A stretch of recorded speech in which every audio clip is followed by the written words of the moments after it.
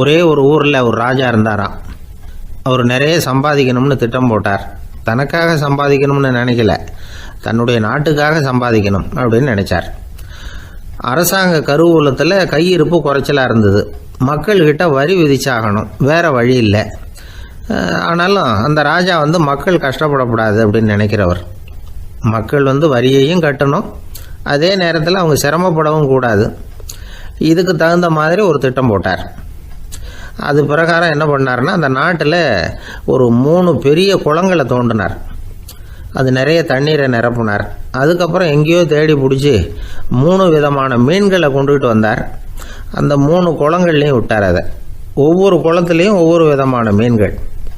அந்த மீன்களுக்கு அபூர்வமான ஒரு சக்தி உண்டு.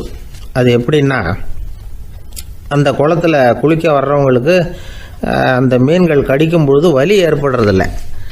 அதுக்கு பதிலாக மகிழ்ச்சி நிறைந்த ஒரு இனிமையான உணர்வை அவங்க அனுபவிச்சாங்க. அது எப்படின்னா, இந்த முதல் குளத்தில் இருந்த மீன்களால் கடிக்கப்படும் பொழுது ஒரு விதமான இன்ப மயக்கத்தில் திளைச்சிருக்கிறது மாதிரி உணர்வு. இந்த 2வது குளம் இருக்க, அதில் இருக்கிற மீன் கடிச்சதுன்னு வைங்க, மக்களுக்கு எப்படி இருக்கும்னா, கால்களே தரையில் படாமல் அப்படியே ஆகாயத்தில் மிதக்கிறது மாதிரி ஒரு உணர்வு. அதை அனுபவிக்கிறாங்க. 3வது குளத்தில் இருக்கிற மீன் கடிச்சதுன்னா அவங்கெல்லாம் அப்படியே கோடீஸ்வரராக மாறிட்டதாக ஒரு உணர்வு. அதை அவங்களால அனுபவிக்க முடியுது. இப்படி ஒரு அபூர்வமான மீன் அது, அந்த 3 வகை. இப்படி இருந்தால் மக்கள் அந்த குளங்களில் குளிக்கிறதுக்கு ஆசைப்படாமல் இருப்பாங்களா? அதனால் கூட்டம் கூட்டமாக அலமோத ஆரம்பிச்சிட்டாங்க. ஒவ்வொரு குளத்தின் கரையிலேயும் கியூ வரிசையில் நிற்க ஆரம்பிச்சிட்டாங்க.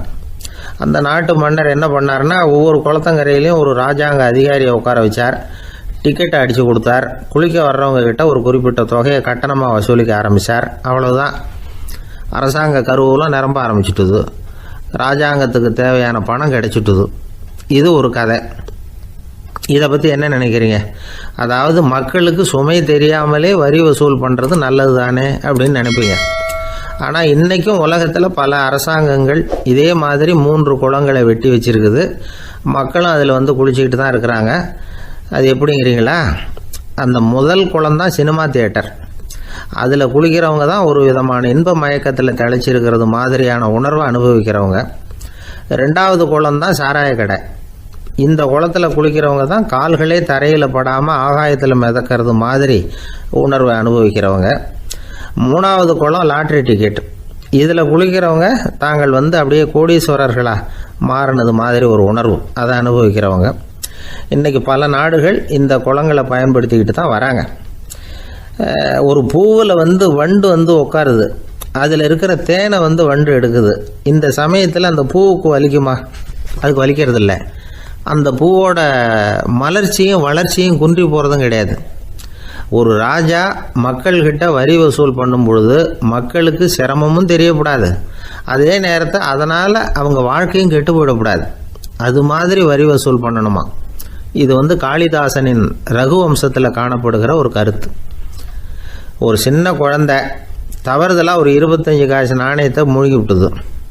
காசு வயத்துக்குள்ளே போயிட்டுது. அந்த குழந்தையோட தாய் உடனே குழந்தைய தூக்கிட்டு ஆஸ்பத்திரிக்கு புறப்பட்டாங்க. அப்போ அந்த பக்கமாக ஒருத்தர் வந்தார் தெருவில். என்ன விவரம்னு கேட்டார். இவங்க சொன்னாங்க, குழந்தை காசை முழுங்கிட்டுது, அதுதான் அவசரமாக ஆஸ்பத்திரிக்கு தூக்கிட்டு ஓடுறேன் அப்படின்னாங்க. அவர் சொன்னார், கவலைப்படாதம்மா, உடனே இப்படி கொடுங்க குழந்தைய அப்படின்னு கையில் வாங்கினார். ஒரு கையில் அந்த குழந்தையோட கால் 2ஐயும் பிடிச்சி தலைகீழாக தூக்கி பிடிச்சார். இன்னொரு கையால் அந்த குழந்தையோட வயத்தில் குறிப்பாக ஒரு இடத்துல அப்படியே தேடி அந்த சுட்டு விரலால் ஒரு இடத்துல பொட்டுன்னு தட்டினார். உடனே காசு அந்த குழந்தையோட வாய் வழியாக வெளியில் விழுந்துட்டுது. காசை எடுத்துக்கிட்டு இந்தாங்கம்மா உங்கள் குழந்தை அப்படின்னார். ரொம்ப நன்றிங்க, நிச்சயமாக நீங்கள் ஒரு டாக்டராக தான் இருக்கணும், என்னுடைய யூகம் சரிதானே அப்படின்னாங்களாம் அந்த அம்மா. அதுக்கு அவர், இல்லைங்க, நான் ஒரு இன்கம் டேக்ஸ் ஆஃபீஸர், வருமான வரி அதிகாரி அப்படின்னு சொல்லிவிட்டு போனாராம்.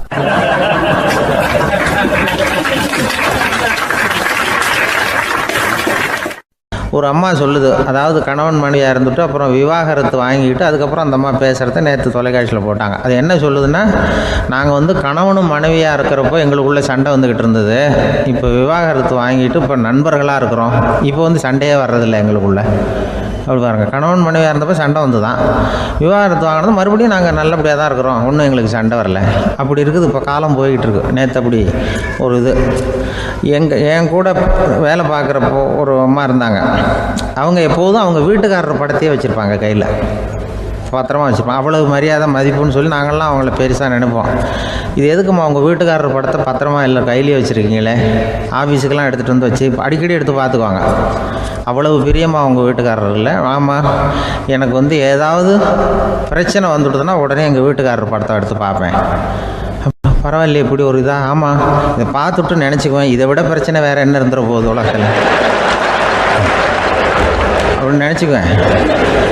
உடனே எனக்கு எல்லாம் போயிடும் அப்படின்ட்டு தான். அப்படி ஒரு அம்மா இருந்தாங்க, இப்போவும் இருக்காங்க, வேலை பார்த்துக்கிட்டு இருக்காங்க. அப்படிலாம் இங்கே இருக்கிற தாய்மார்கள் பெண்கள் யாராவது அப்படி கூட பண்ணலாம். எப்போதுமே உங்கள் வீட்டுக்காரர் படத்தை கையில் வச்சுக்கோங்க. அது ஒரு யோசனை, குடும்பம் குதூகலமாக இருக்கிறதுக்கு அது ஒரு யோசனை. அதே மாதிரி இவங்களும் அவங்க படத்தை வச்சுக்கலாம், வச்சுக்கிட்டு பிரச்சனை வரும்பொழுது பார்த்துக்கணும். இதை விட நமக்கு என்ன வந்துட போகுது பெருசாக அப்படி தான் இருக்கணும். குடும்பம் வந்து நல்லபடியாக இருக்கணும்னா அதுக்கு இப்போ சொல்லுவாங்க, கடவுளே வந்து ஒரு வீட்டு கணவன் வீட்டு தலைவர் கனவுல வந்தாராம். கடவுள் வந்து இது மாதிரி உன்னை விட்டுட்டு உங்கள் குடும்பத்தை உன்னையெல்லாம் விட்டுட்டு போக போகிறேன்னா, அதனால் ஏதாவது வர வேணும்னா கேட்டு போய் வாங்கிக்கோ அப்படின்னு கடவுள் சொன்னாராம் அந்த குடும்ப தலைவர்கிட்ட. அவருக்கு என்ன கேட்குறதுன்னு புரியல. கடவுள் வந்து விட்டுட்டு போகிறேங்கிறார், ஏதாவது வரம் கேட்டுக்கோ அப்படின்னு நம்ம என்ன பண்ணுறது, என்ன கேட்குறதுன்னு ஒன்றும் புரியல. குழம்பிக்கிட்டு இருந்தான் அந்த ஆள் கனவுல. இப்போ கடவுள் சொன்னாரா, சரி நீ ரொம்ப குழப்பமாக இருக்க, நாளைக்கு மறுபடியும் உன் கனவுல வரேன், அதுக்குள்ளே நீ முடிவு பண்ணி வை, உனக்கு என்ன வரம் வேணுமோ கேட்டு வாங்கிக்கோ, உனக்கு வரம் கொடுத்துட்டு நான் போயிடுறேன், உன்னை விட்டுட்டு போகிறதா நான் முடிவு பண்ணிட்டேன் அப்படின்ட்டுருக்காரு கடவுள். சரி ஒரு நாள் அவகாசம் கொடுங்க, நாளைக்கு நான் அதுக்குள்ளே முடிவு பண்ணி வைக்கிறேன்ட்டு அவர் வந்தார். மறுநாள் முழிச்சுக்கிட்டு மனைவி மகன் மக்கள் எல்லோரும் கூப்பிட்டார், குடும்பத்தில் எல்லாரையும். அப்படி வாங்க, இது மாதிரி நேற்று கனவுல வந்தார் கடவுள், நம்மளை விட்டுட்டு போக போகிறாராம், என்ன வரம் வேணும்னு கேட்டு வாங்கிங்கோ அப்படின்னு போய் சொல்லிட்டார். என்ன கேட்குறதுன்னா அப்படின்னு அந்த கணவன் கேட்குறான்.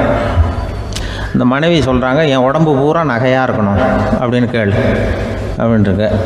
அதுக்குள்ளே அந்த ஒரு பொண்ணு ஓடி வந்து, அப்படிலாம் கேட்காதப்பா கடவுள்கிட்ட, இப்போ இருக்கிற சொத்து எவ்வளோ இருக்கோ அதுபோல் இன்னொரு பங்கு வேணும்னு கேளு அப்படின்னு. அந்த பையன் வந்து அவன் வேறு சொன்னான், அவன் அது நமக்கு வந்து இது போல் ஒரு 10 பங்காவது வேணும், 2 பங்களா கார் வேணும் அப்படின்னு அவன் ஒரு லிஸ்ட்டை கொடுத்தான்.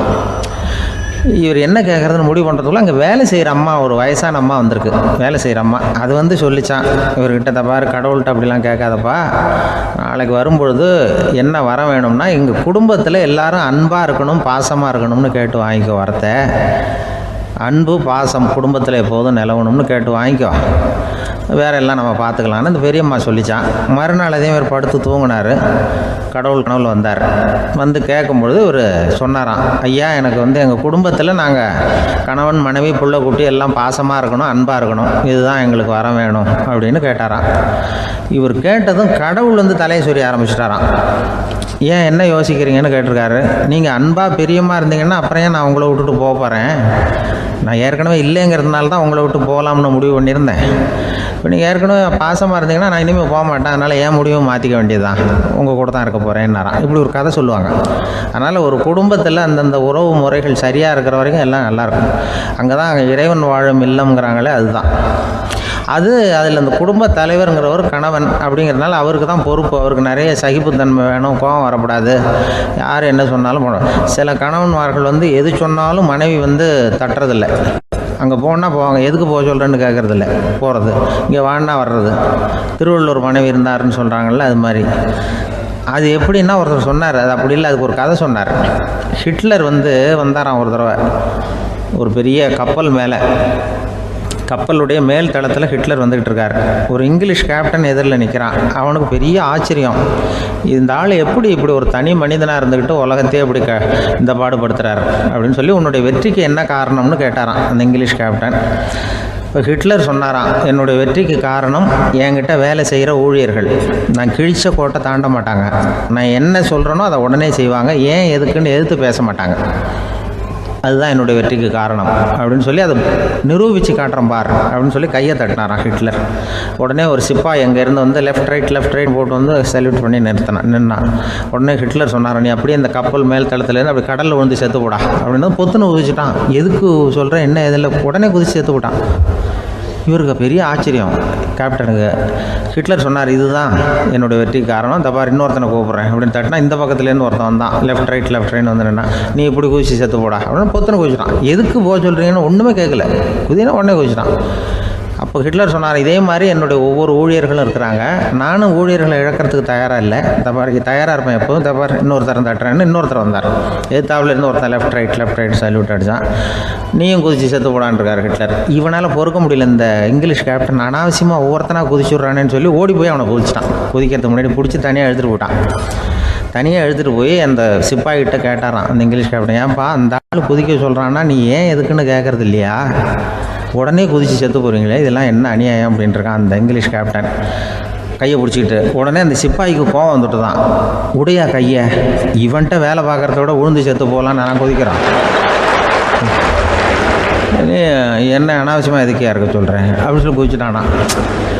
அதனால் இந்த உடனே சொல்கிறத செய்கிறாங்க பாருங்கள், அவங்கள நம்பக்கூடாது. கணவன்மார்களுக்கு ஒரு எச்சரிக்கை, சொல்கிறத உடனே செஞ்சுருவாங்க மனைவி, நீ அங்கே போனால் போங்க வரணும் அந்த ஹிட்லர் மாதிரி நினைக்கிறாங்கன்னு அர்த்தம். இதுகிட்ட பேசிக்கிட்டு இருக்கிறத விட சொல்கிறத செஞ்சுட்டு போடுவோமே, அப்படி சமாளிக்கிற கணவன்மார்கள் உண்டு. குடும்பத்தில் வந்து அப்படிலாம் இருந்து சமாளிக்கிறாங்க. பிள்ளைகளை பற்றி சொல்லுவாங்க. ஒரு இப்போ ராமர் லட்சுமணர் கதை சொல்லுவாங்க. அதாவது ராமரும் பரதனும் பந்து விளையாடிக்கிட்டு இருந்தாங்களாம் சின்ன வயசில் பந்து விளையாடிக்கிட்டு இருந்தாங்களாம். உடனே ராமர் வந்தாராம், வந்து கோசலை அவங்க அம்மா கோசலை மடியில் சோர்ந்து போய் உட்காந்தாராம். சந்தோஷமாக வந்து உட்காந்துருக்காரு. அப்போ அந்த கோசலை அம்மா கேட்டாங்களாம், ஏன்ப்பா அப்படி இவ்வளவு சந்தோஷமாக இருக்கே, என்ன காரணம் அப்படின்னு கேட்டிருக்காரு. அப்படின்னு அந்த அம்மா கேட்டிருக்கு. ராமன் சொன்னான்னா, இது என் தம்பியோட நான் பந்து விளையாண்டுக்கிட்டு இருந்தேன், பரதன் அவன் வந்து ஜெயிச்சுட்டான், நான் தோத்துட்டேன், என்னை வந்து அவன் ஜெயிச்சுட்டான், அவனுடைய வெற்றி வந்து எனக்கு சந்தோஷமாக இருக்குது, தம்பியோட வெற்றி, அதனால் நான் சந்தோஷமாக இருக்கேன்னு சொல்லியிருக்கேன். அந்த அம்மாவுக்கு ரொம்ப சந்தோஷம், தம்பி ஜெயிக்கிறாங்கிறத பற்றி அண்ணன் வந்து சந்தோஷப்படுறானே அப்படின்னு. கொஞ்ச நேரத்தில் பரதன் வந்திருக்கான். அவன் சோர்ந்து போய் கலங்கி போய் வந்து அதே அம்மா மடியில் உட்காந்துருக்கான். நீ ஏன்ப்பா நீ தான் ஜெயிச்சுட்டியாமே, நீ என்னத்துக்கு வருத்தப்பட்டுக்கிட்டு வர அப்படின்னு கேட்டிருக்கேன் அந்த அம்மா. அப்போ பரதன் சொன்னானா, நான் ஜெயிக்கணுங்கிறதுக்காக அண்ணன் விட்டு கொடுத்தாரு, தோத்துட்டாரு, அதனால் எனக்கு வருத்தமாக இருக்குது, உண்மையில் அவர் தான் ஜெயிச்சிருக்க வேண்டியது, எனக்காக விட்டு கொடுத்தாரு அண்ணன், அதனால் நான் வருத்தப்படுறேன்னா. அப்போ அந்த அம்மா சொல்லிச்சான், இப்படி தான் தம்பியினுடைய வெற்றி அண்ணனை சந்தோஷப்படுத்துது, அண்ணனுடைய தோல்வி வந்து தம்பியை வருத்தப்பட வைக்குது, இப்படி தான் இருக்கணும் அண்ணன் தம்பின்னா, அப்படி தான் குடும்பத்திலையும் இருக்கணும்னு சொல்லி அந்த அம்மா சொன்னதாக சொல்லுவாங்க ராமாயண கதை. அதே போல் இப்போ இதில் வரும், நபிகள் நாயகத்தினுடைய பேரர்கள் பாத்திமாவனுடைய பிள்ளைகள் 2 பேர், ஹசன் ஹுசைன் 2 பேர் நபிகள் நாயகத்தினுடைய பேரன்மார்கள். அன்னை பாத்திமாவனுடைய குழந்தைகள். ஹசனும் ஹுசைனும் பேசிக்கிறதே இல்லையா கொஞ்ச நாள். இந்த அம்மாவுக்கு அதை பார்க்குறாங்க, ஏதோ அண்ணன் தம்பிக்குள்ளே ஏதோ தகராறு போல் இருக்கு, ஏன் பேசிக்க மாட்டேங்கிறாங்க அப்படின்னு சொல்லி அந்த பிள்ளைகளை கூப்பிட்டு வச்சு அந்த அம்மா புத்தி சொல்லிச்சான். இந்த பாருப்பா, நீ வந்து அண்ணன் தம்பிக்குள்ளே இது மாதிரி இருக்கக்கூடாது, உங்கள் பாட்டனார் ஒரு புத்திமதி சொல்லியிருக்காரு, உனக்கு தெரியுமா, ஒரு முஸ்லீம் இன்னொரு முஸ்லீமோடு 3 நாட்களுக்கு மேல் பேசாமல் இருந்தால் அது அவனை கொலை செய்வதற்கு ஒப்பாகும் அப்படின்னு நபிகள் நாயகம் சொல்லியிருக்கார், தெரியுமா உனக்குன்னு அந்த அம்மா சொல்லிச்சான். அப்போ அந்த தம்பிக்காரர் சொன்னாராம், ஹுசைன் சொல்லியிருக்கார், அதுவும் எனக்கு தெரியும், அதே தாத்தா பாட்டனார் என்ன சொல்லியிருக்காருன்னா, அந்த 2 பேரில் யார் முதல்ல சலாம் சொல்கிறாங்களோ, யார் முதல்ல முன்னாடி பேசுகிறாங்களோ அவங்களுக்கு சொர்க்கம் கிடைக்கும், இறைவனுடைய ஆசி கிடைக்கும்னு சொல்லியிருக்கிறார். அந்த ஆசி அண்ணனுக்கு கிடைக்கட்டுமேங்கிறதுக்காக நான் பேசாமல் இருக்கிறேன் அப்படின்னா. அந்த ராமனும் பரதனும் எப்படி இருந்தாங்களோ அப்படி தான் ஹசனும் ஹுசைனும் இருந்திருக்கிறார்கள். அந்த பாசம்தான் குடும்பத்தில் வேணும். வாழ்க்கையில் வெற்றி பெற என்ன வழி, இது ஒரு முக்கியமான கேள்வி. இதுக்கு எல்லாரும் பொதுவாக சொல்கிற ஒரு பதில், உழைச்சா வெற்றி பெறலாம் அப்படிங்கிறது தான். வாழ்க்கையில் வெற்றி பெற உழைப்பு மட்டும் இருந்தால் போதாது, நேர்மையும் வேணும் அப்படிங்கிறார் பால் ஹாஃப்மேன். இவர் யார் தெரியுமா? இவர் ஒரு பெரிய பொருளாதார நிபுணர். 2வது உலகப் போர் முடிஞ்ச சமயம் அப்போ இவர் அமெரிக்காவின் நிதி ஆலோசகராக இருந்தார். தன்னுடைய வாழ்க்கையில் நடந்த பழைய நிகழ்ச்சி ஒன்று அவர் சொன்னார். இளம் வயசில் படித்து முடித்ததும் அவர் வேலை தேடிக்கிட்டு இருந்தாராம். அப்போ ஒரு கால்நடை வைத்தியர்கிட்ட போய் வேலை கேட்டிருக்காரு. இவர் அங்கே போன சமயத்தில் அந்த டாக்டர் தன்னுடைய பழைய கார் ஒன்றை விற்பனை செய்யறதுக்காக வேற ஒருத்தர்கிட்ட பேரம் பேசிக்கிட்டு இருந்தார். வாங்க வந்தவர் இவர்கிட்ட அந்த காரை பற்றின விவரம்லாம் கேட்டுக்கிட்டு இருந்தார். கார் நல்ல நிலைமையில் இருக்குமா அப்படிங்கிற கவலை அவருக்கு. எல்லா விவரங்களையும் கேட்டுக்கிட்டு அவர் கடைசியாக சொன்னார், டாக்டர், இந்த காரை நீங்களே என்னுடைய ஊருக்கு ஓட்டிகிட்டு வர வேண்டியது. கார் எந்த ரிப்பேரும் ஆகாமல் என்னுடைய ஊருக்கு சேர்ந்துட்டுதுன்னா அங்கேயே நான் பணம் கொடுத்து இந்த காரை வாங்கிக்கிறேன் அப்படின்னார். நம்ம கார் அவ்வளோ தூரத்துக்கு வழியில் எந்த கோளாறும் இல்லாமல் போய் சேருமா அப்படிங்கிற சந்தேகம் டாக்டருக்கு. அவர் என்ன செஞ்சார் தெரியுமா? தன்கிட்ட வேலை கேட்டு வந்திருந்த இளைஞர் பால் ஹாஃப்மேனை கூப்பிட்டார். அவர்கிட்ட சொன்னார், இதை பாருப்பா, இந்த காரை நீ அவருடைய ஊர் வரைக்கும் நல்லபடியாக ஓட்டிகிட்டு போய் சேர்த்துட்டீங்கன்னா உனக்கு நான் வேலை கொடுத்து விட்றேன். அது மட்டும் இல்லை, காரு விற்கிற தொகையில் கமிஷனும் கொடுக்குறேன், என்ன சம்மதமா அப்படின்னு கேட்டார். ஹாஃப்மேன் யோசனை பண்ணார். அதுக்கப்புறம் சரின்னு சொல்லி சம்மதிச்சார். கொஞ்ச நேரத்தில் அவரும் கார் வாங்க வந்தவரும் புறப்பட்டாங்க. இவர் ரொம்ப சிரமப்பட்டு வழியில் எங்கேயும் நிறுத்தாமல் காரை ரொம்ப சாமர்த்தியமாக ஓட்டிகிட்டு போய் சேர்த்துட்டார். இவரை அழைச்சிக்கிட்டு வீட்டுக்குள்ளே போனார். அப்புறம் கேட்டார், இதை பார்ப்பா, இப்போ சொல்லு, இந்த காரோட நிலைமை இப்போ எப்படி இருக்குது? உண்மையிலேயே இது நல்ல நிலைமையில் இருக்குதா? உன்னுடைய மனசாட்சிப்படி பதில் சொல் அப்படின்னார். இவரும் உடனே காரு நல்ல நிலைமையில தான் இருக்குது அப்படின்னு சொல்கிறதுக்கு வாயை திறந்தார். அதுக்குள்ள பார்வை எதிரில் உள்ள சுவர் மேலே பட்டுது. அங்கே இயேசுநாதர் படம் ஒன்று மாட்டியிருந்தாங்க. அதுக்கு அடியில் எழுதியிருந்த வாசகம் என்னன்னா, நீ பேசும் ஒவ்வொரு வார்த்தையையும் இயேசு கவனித்து கொண்டிருக்கிறார் அப்படின்னு இருந்தது. அந்த வரிகளை பார்த்தார். உடனே காரு சரியில்லை அப்படிங்கிற உண்மையை சொல்லிவிட்டார். இவர் இப்படி சொன்னதும் இவரை ரொம்ப ஆச்சரியமா பார்த்தார். இவர்கிட்ட இருந்த நேர்மை அவரை சிந்திக்க வச்சது. உன்னுடைய நேர்மையை பாராட்டுறேன், உனக்கு கமிஷன் கிடைக்கணுங்கிறதுக்காகவே நான் இந்த காரை வாங்கிக்கிறேன்னார். இப்போ அவர் திகைச்சு போய் நின்னார். மறுபடியும் அவர் சொன்னார், நீ காரை ஓட்டிட்டு வரும்பொழுதே உன்னுடைய திறமையை பார்த்தேன், உனக்கு விருப்பம் இருந்தால் நீ என்கிட்டயே வேலைக்கு சேர்ந்துடலாம் அப்படின்னார். பால் ஹாஃப்மேன் அவர்கிட்ட வேலைக்கு சேர்ந்தார். படிப்படியாக முன்னேறினார். கடைசியில் பார்த்தீங்கன்னா அமெரிக்காவினுடைய நிதி ஆலோசகராக ஆனார். அதுக்கப்புறம் அவர் அந்த பழைய சம்பவத்தை எப்பவும் மறக்கறதில்ல, அடிக்கடி சொல்றது உண்டு. அதனால இதுல இருந்து நாம தெரிஞ்ச வேண்டியது என்னன்னா, வாழ்க்கையில முன்னுக்கு வரணும்னா உழைப்பு மட்டும் போதாது, நேர்மையும் வேணும். ஆனால் இந்த காலத்துல சிலருடைய நேர்மை நமக்கு ஆச்சரியமா கூட இருக்கும். ஒருத்தர் புஸ்தக கடை வச்சிருந்தார். ரொம்ப நேரமா தேடி ஒரு புத்தகத்தை கையில் எடுத்தார். அதுக்கு பில் போட சொன்னார். அந்த புத்தக கடைக்கு வந்த இன்னொருத்தர் பில் போடுறவர், சார் இந்த புத்தகம் மகா அறுவை, மகா மட்டம், இது வேணாம் உங்களுக்கு, வேற ஏதாவது ஒன்று பாருங்கன்னார்.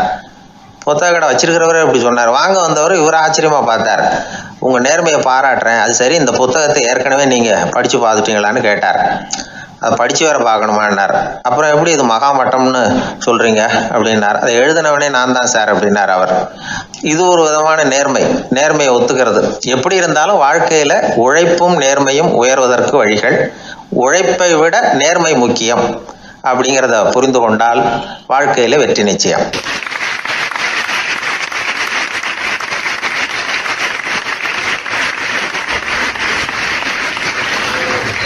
ஒரு பூங்கா, அங்க ஒருத்தர் நின்றுட்டு இருக்கிறார். நின்றுகிட்டே ஏதோ ஆழ்ந்த யோசனையில இருக்கிறார். அந்த பக்கமா இன்னொருத்தர் வந்தார். இவரை கவனிச்சார். என்ன யோசனைன்னு கேட்டார். எப்படி எழுந்திருக்கிறதுன்னு யோசனை பண்ணிட்டு இருக்கிறேன்னாரு அவர். கேட்டவருக்கு ஒரு மாதிரி ஆயிட்டுது. ஏற்கனவே நின்றுகிட்டு இருக்கிற ஒருத்தர் எப்படி எழுந்திரிச்சு நிற்கிறதுன்னு யோசிக்கிறாருன்னா அது ஆச்சரியம் தானே. அதுக்கப்புறம் இவர் யோசிக்க ஆரம்பிச்சார், என்ன இவர் இப்படி பேசுறாரு அப்படின்னு. கீழே விழுந்தாதானே எழுந்திரிச்சு நிற்க முடியும். அதனால எழுந்திரிக்கணும்னு நினைக்கிறவங்க முதல்ல கீழே விழணும். இவர் முதல்ல கீழே விழணும், அதுக்கப்புறம் தான் எழுந்திருக்கிறது எப்படின்னு சிந்திக்க முடியும். இந்த உலகத்துல எல்லாருமே கீழே விழுந்து எழுந்தவர்கள் தான். இப்போ இந்த குழந்தை பருவத்துல கீழே விழாம நடைபயில கற்றுக்கிட்டவங்க யாராவது உண்டா? சின்ன வயசுல ஒரு தடவை கூட கீழே விழலை சார், அப்படியே பிறந்தார் வளர்ந்தார் பெரியவர் ஆயிட்டார் அப்படின்னு யாரையும் சொல்ல முடியாது. அதனால மனுஷங்கிறவன் விழுந்து புரண்டு எழுந்து தான் நடக்க கத்துக்கிறான். ஒரு உண்மையை நாம எல்லாரும் புரிஞ்சுக்கணும். இந்த உலகத்துல தவறு செய்யாத மனிதர்களே யாரும் கிடையாது. அப்படி இருக்கிறப்போ எப்போதாவது நாம் தவறு பண்ணிவிட்டோம்னா அதுக்காக மனசு உடஞ்சி போயிடக்கூடாது, வாழ்க்கையில் வெறுப்பு வந்துடக்கூடாது. ஒரு தவறு நடந்துவிட்டுதா அதுக்காக மனசு உடஞ்சி போடாதீங்க, அதை ஒரு பாடமாக எடுத்துக்கங்க. அதே தவறு மறுபடியும் நடக்காமல் வேணும்னா பார்த்துக்கலாம், அது போதும். தடைக்கல்ல படிக்கல்லாம் மாற்றிக்கணும், இதுதான் இதில் முக்கியம். ஒரு அலுவலகம், அங்கே ஒரு அதிகாரி, அவர் உயர்ந்த பதவியில் இருந்தார், சிறந்த நிர்வாகின்னு பேர் வாங்கினவர். அவர் தனக்கு கீழே வேலை செய்கிறவங்க கிட்டெல்லாம் சொல்லுவாராம், இந்த நிறுவனத்தில் நீங்கள் எத்தனை தடவை வேணும்னாலும் தவறுகள் செய்யலாம், ஆனால் ஒரே விஷயம் என்னென்னா ஒரே தவறை மறுபடியும் செய்யக்கூடாது, அது முக்கியம் அப்படின்பாரான். இதை மேம்போக்காக பார்த்தா அவர் ஏதோ தன்னுடைய ஊழியர்களை தவறு செய்ய தூண்டுறது மாதிரி தெரியும், ஆனால் உண்மை அப்படி இல்லை. இன்னைக்கு என்ன நடக்குது தெரியுமா? அநேகமாக எல்லா மனிதர்களுமே ஒரே தவறை தான் மறுபடியும் மறுபடியும் செய்கிறாங்க. விளையாட்டு வீரர்கள் ஒரே மாதிரியான தவறுகளை திரும்ப திரும்ப செய்கிறது உண்டு. கணக்கு எழுதுறவங்கள பாருங்க, ஒரே தப்பை மறுபடியும் மறுபடியும் செய்வாங்க. அலுவலகம் வருகிறவர்களை கவனிங்க, ஒரு நாள் தாமதமாக வந்தால் பரவாயில்ல, தினமும் தாமதமாக வருவாங்க. இது மாதிரி செய்த தவறையே திரும்ப திரும்ப செய்யறதுக்கு என்ன காரணம் அப்படின்னா, சோம்பல், ஞாபக மறதி, கவனக்குறைவு, தன்னுடைய திறமை பேரில் அளவுக்கு மீறிய நம்பிக்கை, இப்படி இதில் ஏதாவது ஒரு காரணமாக இருக்கலாம் அப்படிங்கிறாங்க இது பற்றி ஆய்வு செய்கிற வல்லுநர்கள். ஒரு தடவை செஞ்ச தவிர மறுபடியும் செய்யறது இல்லைன்னு முடிவு செஞ்சுக்கிட்டு அதை செயல்படுத்த கற்றுக்கணும், அது போதும், வாழ்க்கை வெற்றிகரமாக அமையும் அப்படிங்கிறாங்க அந்த அனுபவசாலிகள். அதனால் வெற்றிகரமாக வாழ்க்கையில் நடைபோட விரும்பும் இளைஞர்கள் தவிர்க்க வேண்டியது என்னென்னா, முதல்ல சோம்பலை தவிருங்கள், சுறுசுறுப்பாக இயங்குங்கள் அப்படிங்கிறது அவங்க அறிவுரை. ரெண்டாவது ஞாபக மறதி, எந்த செயல்லையும் ஈடுபாடு வேணும், அக்கறை வேணும். மூணாவது கவனக்குறைவு, எதையும் அலட்சியப்படுத்தக்கூடாது. நாலாவது என்னால் முடியாதது எதுவுமே கிடையாது அப்படிங்கிற அளவுக்கு மீறிய நம்பிக்கை, அது ஆபத்தில் கொண்டு போய் விட்டுரும். அதனால் முதல் தவறு உங்களுக்கு ஒரு பாடமாக அமையணும். ஒரு மனிதர், அவர் தன்னுடைய 2 காதுலையும் கட்டு போட்டுக்கிட்டு வந்தார். அவருடைய நண்பர் அதை கவனிச்சுட்டார். என்ன சார் ஆச்சு, 2 காதுலையும் கட்டு போட்டிருக்கீங்களே அப்படின்னு விசாரிச்சார். ஒன்றுமில்லை சார், வீட்டில் ரொம்ப ஆர்வமாக டிவியில் கிரிக்கெட் மேட்ச் பார்த்துக்கிட்டு இருந்தேன். அப்போது என்னுடைய மனைவி துணிகளுக்கு அயர்ன் பண்ணிகிட்டு இருந்தாங்க. அயர்ன் பாக்ஸை அப்படியே வச்சுட்டு அடுப்பங்கரைக்கு போயிட்டாங்க. அந்த சமயம் பார்த்து டெலிஃபோன் பண்ணி அடிச்சுது. அவசரமாக ஓடி போய் அதை எடுத்து காதில் வச்சேன். அப்போ தான் தெரியும் அது அயர்ன் பாக்ஸுங்கிற விஷயம். சூடாக இருந்ததா, சுட்டு விட்டுது அப்படின்னார். ஒரு காது சரி சார், 2 காதும் ஏன் அப்படி ஆச்சு அப்படின்னு கேட்டார். அதே ஆள் மறுபடியும் ஃபோன் பண்ணா சார் அப்படின்னார். இவர் எவ்வளவு தூரம் யோசிச்சிருப்பார் பாருங்க. அதனால ஒரு தவறு மறுபடியும் நடக்கக்கூடாது, முதல் தவறு உங்களுக்கு ஒரு பாடமாக அமையட்டும் அப்படிங்கிறது தான் இதிலிருந்து நாம தெரிந்து கொள்ள வேண்டிய கருத்து. அதனால தவறுகள் அதெல்லாம் தடைக்கெல்லாம் நினைக்க வேண்டாம், படிக்கெல்லாம் நினைப்போம். அப்படி நினைச்சோம்னா வாழ்க்கையில வெற்றி நிச்சயம்.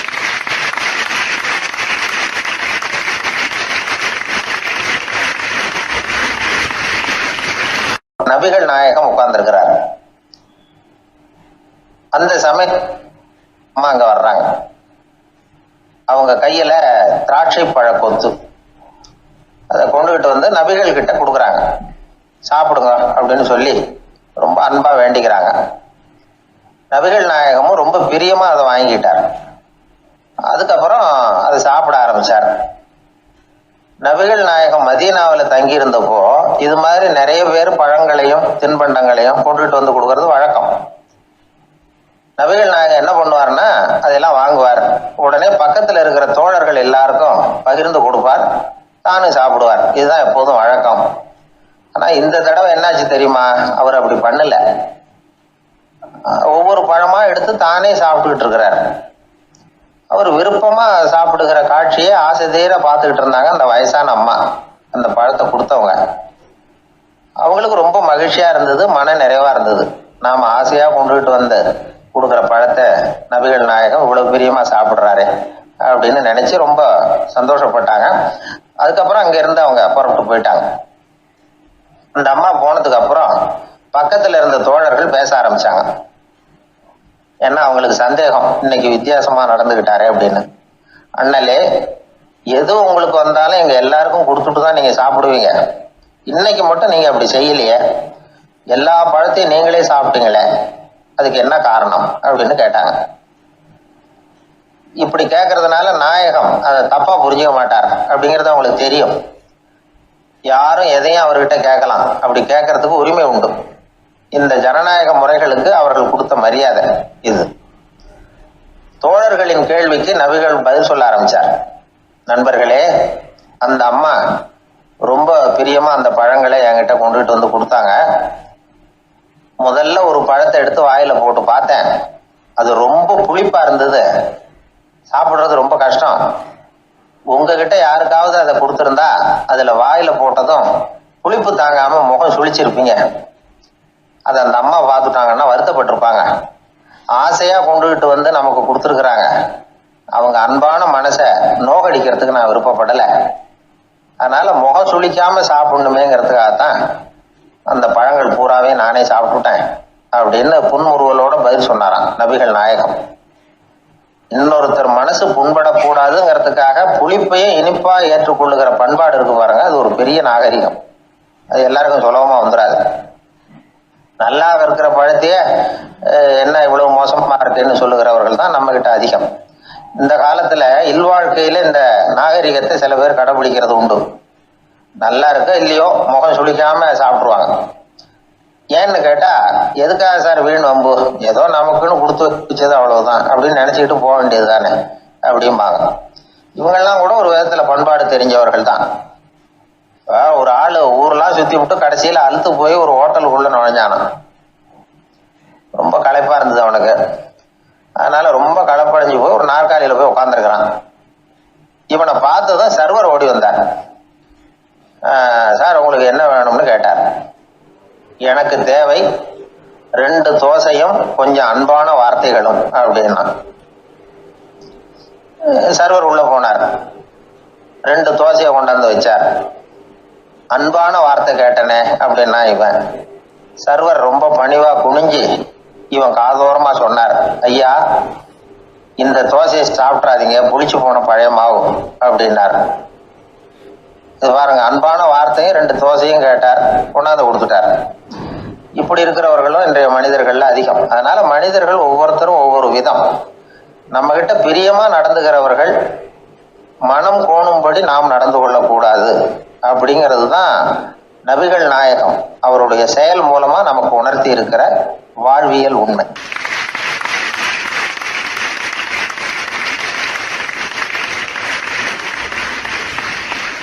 மனித நேயம்ங்கிறத பற்றி சொல்லுவாங்க. மனித நேயம் ஏன்னா ஒரு கணவன் கணவனாக இருக்கணும், மனைவி மனைவியாக இருக்கணும். ஒரு மனுஷன் இன்னைக்கு மனிதன் மனிதனாக இல்லை, மனித நேயம் குறைஞ்சி போச்சு. எது குடும்ப உறவுகள்லாம் ரொம்ப மாறி போச்சுன்னு சொல்ல. இப்போ நாகரிகத்தில் அப்படி தான் இருக்குது. ஒரு இதில் ஒருத்தன் என்ன பண்ணியிருக்கிறான், ஒரு சின்ன பையனை கொண்டு வந்தானா. ஒரு சின்ன பையன் பக்கத்தில் இருக்கான். ஒரு பெரியவர் கேட்டிருக்காரு, யாருப்பா அந்த பையன் அப்படின்னு கேட்டிருக்காரு. இவன் சொன்னான்னா, இந்த பையன் எனக்கு தூரத்து உறவுன்னு இருக்கான். சரி, தூரத்து உறவுன்னா எப்படி அப்படின்னு கேட்டிருக்கான். இந்த பையன் எங்கள் அப்பாவுக்கு 8வது புள்ள அப்படின்னானா. கூட பிறந்தவனே அவ்வளோ தூரமாக போயிட்டான், 8வதாக பிறந்தான். அப்படி இருக்கு குடும்ப உறவுகள்ங்கிறது. மனுஷனுக்கு வேல்யூ விஞ்ஞானம் எப்படி போட்டிருக்குன்னா, ஒரு மனித உடம்பில் இருக்கிற கால்சியத்தை மட்டும் தனியாக எடுத்தால் ஒரு சின்ன ரூமுக்கு வெள்ளை அடிக்கலாமா. ஒரு மனுஷ உடம்புல இருக்கிற பாஸ்பரஸை மட்டும் தனியாக எடுத்தால் ஒரு 40 நெருப்பு வச்சு தயார் பண்ணலாம். ஒரு மனுஷ உடம்புல இருக்கிற இந்த கொழுப்பு சத்தை மட்டும் தனியாக எடுத்தால் ஒரு 7 சோப்பு கட்டி தயார் பண்ணலாம். அது மாதிரி ஒரு மனுஷ உடம்புல இருக்கிற இரும்பு சத்தை மட்டும் தனியாக எடுத்தால் ஒரு 2 அங்குல ஆணி 2 செய்யலாம். இவ்வளவுக்கும் விலை போட்டால் 42 ரூபா 50 காசு. இதுதான் மனுஷனுக்கு விஞ்ஞானம் போட்டிருக்கிற விலை. அது எப்போ அது ஒசரும்னா, அவன் மனுஷனாக இருக்கிற வரைக்கும் இருக்கிறப்ப. அதுவும் செத்து போனால் அதுவும் கிடையாது, செத்து போனால் அதுவும் குறைஞ்சிரும். மிருகங்களுக்கெல்லாம் அப்படி இல்லை, செத்ததுக்கு அப்புறம் விலை கூடும். அங்கெல்லாம் எல்லா ஊர்லேயும் பார்த்திங்கன்னா உயிர் கோழி 50 ரூபா, உரிச்ச கோழி 60 ரூபான்னு போட்டிருக்கோம். செத்ததுக்கு அப்புறம் 10 ரூபா அதிகம். மனுஷனை நீ உயிர் மனுஷன் 42 ரூபா 50 காசு, செத்ததுக்கு அப்புறம் 52 ரூபான்னா நீயே வச்சுக்கிடாது, எனக்கு இது கண்டு போட்டு. அவன் எப்போ அவனுக்கு வேல்யூ கூடும்னா, மனிதன் மனிதனாக வாழும்பொழுது தான் வேல்யூ கூடும். குடும்பத்தில் அந்த பாசத்தோடு வாழணும்னு கடவுள்கிட்ட கேட்டு சொன்னாங்களே, அதுதான். இந்த சமூகங்கிறதும் ஒரு பெரிய குடும்பம்தான். அதனால தான் இந்த நாட்டுக்கு உள்ள பெருமையை எல்லாரும் ஒற்றுமையாக இருந்தால் எதையும் சாதிக்கலாம்ங்கிறது தான் இந்த நாட்டுக்கு உள்ள பெருமை. அப்படி நிரூபித்தோம். அதனால் சமூகங்கிறதும் ஒரு குடும்பம் மாதிரி இருக்கிறது தான் பெருசு. இப்போ சில இதெல்லாம் இப்போ ஜாதி மத வேறுபாடெல்லாம் நம்முடைய முன்னேற்றத்தை தடுக்கும். விலங்குகள் நம்மளை விட மேலானது. அதான் ஒரு ஊரில் ஒரு சிவன் கோயில் இருந்து தான். சிவன் கோயிலில் அந்த புறாவெல்லாம் வளர்ந்துக்கிட்டு இருந்திருக்கு. அந்த மாடத்தில், சிவன் கோயில் மாடத்தில் புறாவெல்லாம் குடியிருந்திருக்கு. உடனே அதுக்கு கும்பாபிஷேகம் பண்ணுறதுக்காக ஊரில் திட்டம் போட்டாங்க. சிவன் கோயிலுக்கு வெள்ளடிக்க ஆரம்பித்தாங்க. வர்ணம் பூச ஆரம்பித்ததும் அதுக்கு சாரம் கட்டுவாங்கல்ல, அந்த குச்சியெல்லாம் வச்சு சாரம் கட்டுவாங்க. உடனே இந்த புறாவெல்லாம் என்ன பண்ணிச்சான், இனிமேல் நம்ம இங்கே வெள்ளை அடிக்கிறாங்க, கும்பாபிஷேகம் வருது, நம்ம இங்கே குடியிருக்க முடியாது, எதிர்த்தாப்புல எங்கே போகலான்னு பார்த்துருக்கு. இந்த உயரம் கோபுரத்தில் இருந்த புறாவெல்லாம் எதிர்த்தாப்புல ஒரு மாதா கோயில் இருந்திருக்கு, சர்ச்சு. அங்கே சில மாடங்களில் புறாவெல்லாம் இருக்குது, சில மாடம் இருக்குது. உடனே நம்மளாம் அங்கே போயிடும் கொஞ்சம் காலத்துக்குன்னு எல்லாம் புறப்பட்டு இந்த மாதா கோயிலுக்கு போயிடுது. அங்கே போனால் அங்கே இருக்கிற புறாவோடு சேர்ந்து இதுவும் குடியிருந்துட்டுருக்கு. கொஞ்ச நாள் என்னாச்சு, அங்கே கிறிஸ்மஸ் வந்துட்டுது. கிறிஸ்மஸ் வந்ததும் சரி இங்கேயும் வெள்ளடிக்க ஆரம்பிக்கிறாங்க. நம்ம மறுபடியும் எங்கடா போகிறதுன்னு பார்த்தா அங்கே இருக்கிற புறாவோட சேர்ந்து இதுவும் சேர்ந்து நேராக ஒரு பள்ளிவாசல் இருந்தது. எதுக்கு அங்கே இருக்கிற மாடத்தில் போய் அங்கே குடியேறிட்டுது எல்லாம். அங்கே போனால் அங்கே ரமலான் மாதம் ரம்ஜானுக்காக அதையும் புதுப்பிக்க ஆரம்பித்தாங்க. இது என்ன பண்ணுறதுன்னு சொல்லி இந்த 3 செட்டு புறாவும் சேர்ந்து என்ன பண்ணிச்சு, எங்கே போகலான்னு பார்த்தா மறுபடியும் அதுக்குள்ளே இந்த சிவன் கோயிலில் கும்பாபிஷேகம் முடிஞ்சிருக்கு. அங்கே போடுவோம் எல்லாருன்னு சொல்லி எல்லா புறாவும் அந்த சிவன் கோயிலுக்கு வந்துட்டுது. அங்கே போய் மாடத்தில் அதை குடியிருந்துட்டுது. அப்போ திடீர்னு ஒரு நாள் பார்த்தா ஒரே கலவரம் பூமியில் எல்லாம் ஒருத்தன் அருவாளை தூக்கிட்டு நிற்கிறான், குச்சி எடுத்து ஒருத்தனை சுட்டுக்கிறான். ஒரே கலவரம், சத்தம், ஒரே மத கலவரம் வந்துட்டுது ஊரில். அப்போது புறாவெல்லாம் மாடத்தில் இருந்துக்கிட்டு ஒரு குஞ்சு புறா அவங்க அம்மாட்ட கேட்டு தான், இது என்ன இந்த மனுஷனுக்கு என்னாச்சு, அவன் கத்தியை தூக்கிட்டு நிற்கிறானே அப்படின்னு கேட்டுதான். ஒரு குஞ்சு புறா அவங்க அம்மாட்ட கேட்டுதான், அம்மா புறா. இப்போ அம்மா அந்த புறா சொல்லிச்சான், மனுஷனுக்கு இப்போ மதம் பிடிச்சிருக்கு, அதான் கத்தியை தூக்கிட்டு நிற்கிறான் அப்படின்ட்டுருக்கு. இப்போ நமக்கெல்லாம் பிடிக்கலையே அப்படின்னு தான். அப்போ அந்த புறா சொல்லிச்சான், அந்த பாருமா, நாம் இந்த சிவன் கோயிலில் இருந்தாலும் நமக்கு புறான்னு தான் பேர், இந்த மாதா கோயிலுக்கு போனாலும் நமக்கு புறான்னு தான் பேர், பள்ளிவாசலுக்கு போனாலும் நமக்கு புறான்னு தான் பேர். அந்த மனுஷன் அப்படி இல்லை. அவன் இங்கே இருக்கிற வரைக்கும் இந்துன்னு சொல்லுவான், அங்கே மாதா கோயில் இருந்தான்னா கிறிஸ்தவன்னு சொல்லுவான், பள்ளிவாசலில் இருந்தான்னா முஸ்லீம்னு சொல்லுவான். அப்போ குஞ்சு புறா அது என்ன இப்படி பண்ணுறாங்க மனுஷங்க, இப்போ அவங்கள விட நம்ம வசதி போல் இருக்க, நம்ம தேவலாம் போல் இருக்க அப்படின்னு தான் அந்த குஞ்சு புறா. அப்போ அந்த தாய் புறா சொல்லிச்சான், உண்மைதான், அதனால தான் நம்ம மேலான இடத்துல இருக்கிறோம், அவன் கீழே நிற்கிறான் என்னமோ அப்படின்னு சொல்லிச்சான். இதுதான் அந்த குடும்பம்ங்கிறது, சமுதாயம்ங்கிறது ஒரு பெரிய குடும்பம். அது இந்த புறாக்கிட்டேருந்து மனுஷன் கற்றுக்க வேண்டியிருக்கு. அப்படி இருக்குது இன்றைக்கி மனுஷனுடைய நிலைமை. அதை புரிஞ்சுக்கணும். அப்படி தான் ஒவ்வொரு இதுலேயும் நாம் நடந்து கொள்ள வேண்டியிருக்குது. மிருகங்கள்டேருந்து கற்றுக்கிற வாய்ப்பெல்லாம் இருக்குது. அப்படி சொல்லுவாங்க, குடும்பத்தில் அப்படிலாம் இருந்து சமாளிக்கிறாங்க. குடும்பத்தில் ஒருத்தர் அனுசரிப்பு தன்மைங்கிறது ரொம்ப அவசியம். கணவன் மனைவின்னா அனுசரித்து போகணும்னு சொல்லுவாங்க. அதாவது ஒரு கணவன் அதுக்காக தான் அந்த காலத்துலலாம் ஒரு வீட்டுக்கு மாப்பிள்ளை தேடுறதுங்கிறது ஒரு பெரிய குடும்பத்தை நிர்வகிக்கிற அளவுக்கு ஒரு கணவனாக வரக்கூடிய எப்படி இருக்கணும் அப்படின்னா, அந்த காலத்தில் புலி வேட்டைக்கு போகணும். ஒரு பொண்ணுக்கு மாப்பிள்ளை தேடுறதுன்னா நம்ம தமிழ் பழக்கம் என்னென்னா, காட்டுக்கு போய் ஒரு புலியை வேட்டையாடிட்டு வரணும். அந்த புலி பல்லு அல்லது நகத்தை கொண்டுட்டு வரணும் அந்த இளைஞன். அதை வீட்டில் கொடுப்பான். அதை தான் கட்டி அதை இதாக கட்டுவாங்க, மாலையாக போடுவாங்க, தாலியாக கட்டுவாங்க. அதாவது வீரம் இருக்கா பையனுக்குன்னு பார்ப்பாங்க. ஒரு பொண்ணு வேணும்னா நீ முதல்ல வீட்டுக்கு பொண்ணு கேட்க போகக்கூடாது, காட்டுக்கு போகணும், போய் புலியை கொண்டு வா, அதுக்கப்புறம் தான் உனக்கு பொண்ணு அப்படின்னு சொல்லுவாங்க. இப்போவெல்லாம் ஏன் போகிறது இல்லைன்னா, இப்போலாம் ஒருத்தனை காட்டுக்கு போய் புலிப்பல் கொண்டு வரனா புலி தான் மாப்பிள்ளையாக வரும். அதனால தான் இப்போ போகிறதில்ல யாரும் காட்டுக்கு. அப்போ பெண்களும் ரொம்ப வீரமாக இருந்தாங்க. பெண்கள் மூலம் அந்த காலத்தில் எப்படின்னா, முறத்தாலேயே புலியை துரத்துவாங்களாம். நம்ம பழைய பாட்டிலெல்லாம் பார்த்துருப்பீங்க, முறத்தால் புலியை விரட்டினாங்கன்னு வரும் பழைய பாட்டு. அந்த அளவுக்கு பெண்களுக்கு வீரம். இப்போ கல்யாணம் ஆகி இந்த காலத்தில் ஒரு கணவனை விரட்டிட்டு வந்தாங்களாம் முறத்தை எடுத்துக்கிட்டு ஒரு மனைவி. அவன் பயந்துட்டு வெளில ஓடி வரான். பின்னாடி முறத்தை எடுத்துகிட்டு அந்த அம்மா ஓடி வருது. இவனை தனியாக பிடிச்சி கொண்டு போய், என்னப்பா இந்த மனைவிட்டு இப்படி பயந்து ஓடி வரையே, முறத்தால் துரத்துறா இப்படி வரையே அப்படின்னு தான் அவன் அப்படியே தடுமாறிக்கிட்டு, அதெல்லாம் ஒன்றும் இல்லை, அவன் என்ன புலியாக நினைக்கிறா அப்படின்னு ஒரு பெருமையாக சொல்லிட்டானான். அந்த காலத்தில் புலியை தான் முறத்தால் விரட்டினாங்க, இப்போ புருஷனை விரட்டுறாங்க அப்படின்னு சொல்லி. அப்படி அந்த காலத்தில் வந்து கணவனுக்கு ஒரு குடும்பத்தை நிர்வகிக்கிற திறமை இருக்கா, உடல் வலிமை தான் முக்கியம். இப்போ கூட மதுரை பக்கத்தில் ஐயாவுக்கு தெரியும், அந்த இளவட்டக்கல்லுன்னு ஒரு ஊர் எல்லையில் கிடக்கும். ஊர் எல்லையில் ஒரு பெரிய கல் கிடக்கும். அந்த ஊருக்கு பொண்ணு கேட்க போகிறவங்க அந்த கல்லை தலைக்கு மேலே தூக்கி காட்டணும். அப்படியே தூக்கி தலைக்கு மேலே வசதி கீழே போடணும். அந்த வலு இருந்தால் தான் நீங்கள் அந்த ஊருக்குள்ளேயே போகலாம், பொண்ணு கேட்குறதுக்கு போகலாம். இல்லைன்னா நீ திரும்பி போக வேண்டியதான். அந்த வலிமை இருக்கா மாப்பிள்ளைன்னு பார்க்குறாங்க. இளவட்டக்கல்லுன்னு பேர். அப்போ என்ன பண்ணாங்கன்னா, ஒரு 1000 வருஷத்துக்கு முன்னாடி அந்த கல்லை தலைக்கு மேலே தூக்கி கீழே போடுவாங்களாம். ஒரு 500 வருஷத்துக்கு முன்னாடி அப்படி கொஞ்சம் தூரம் இடுப்பு அளவுக்கு தூக்கி கீழே போட்டுக்கிட்டு இருந்துருக்குறாங்க. அதுக்கப்புறம் ஒரு 100 வருஷத்துக்கு முன்னாடியெல்லாம் அப்படி முழங்கால் அளவுக்கு அப்படி தூக்கி போட்டால் போகிறோம்னு வச்சுருந்தாங்களாம். இப்போ நான் அந்த ஊருக்கு என் கூட பழனிசாமின்னு ஒருத்தர் இருக்கார். அவர் போய், உனக்கு எப்படிப்பா இந்த ஊரில் கல்யாணம் ஆச்சு அப்படின்னா, இப்போலாம் நாங்கள் தொட்டு கும்பிட்டா போகிறோம், அதை அசைக்கிறது கூட இல்லை. அப்படி ஆகிட்டுது. ஒரு குடும்பத்தை கணவனாக வரப்போகிறவனுக்கான தகுதி அந்த காலத்தில் அப்படி இருந்துதான். அப்படி வந்து கணவன் வந்து தேர்ந்தெடுக்கிறது, குடும்ப தலைவனை தேர்ந்தெடுக்கிறது ஒரு பெரிய காரியம். ஒரு பெரிய செல்வந்தர் போட்டி வச்சாராம். ஒரு நீச்சல் குளம், அதில் யார் வேணாலும் குதித்து அந்த பக்கம் போய் கரையேறலாம். அந்த நீச்சல் குளத்தில் விஷப்பாம்புலாம் கிடக்கு. யார் துணிஞ்சி அந்த விஷப்பாம்பு இருக்கிற குளத்தில் குதித்து அந்த பக்கம் போய் கரையேறானோ அவனுக்கு ஒரு 100 ஏக்கர் நிலம் கொடுப்பேன். அது வேண்டான்னா ஒரு 1000 ஆடு கொடுப்பேன். அதுவும் வேண்டான்னா என் பொண்ணை கொடுப்பேன் அப்படின்னு போட்டி வச்சார். அதான் மாப்பிள்ளையை தேர்ந்தெடுக்கிறதுக்கு அவர் ஒரு வழி. நீச்சல் குளத்தில் குதிச்சு கரையேறணும். இப்போ அந்த ஊரில் இருக்கிற இளைஞர்கள்லாம் வந்து பார்க்குறாங்க அந்த குளத்தில் குதிக்கணும்னு. ஆனால் குளத்தில் ஒரு விஷப்பாம்புலாம் கிடக்கு. இது என்ன பண்ணுறதுன்னு பார்த்தா யாருமே குதிக்கிறதுக்கு தைரியம் வரல. திடீர்னு ஒருத்தன் துணிஞ்சு குதிச்சான். படபடன்னு அடிச்சுட்டு போய் அந்த பக்கம் கரையேறிட்டான். கரையேறின உடனே பரவாயில்லையே ஒரு ஆள் வந்துட்டான்னு சொல்லி அவனை அந்த இளைஞனை போய் பிடிச்சிட்டு வந்தாங்க.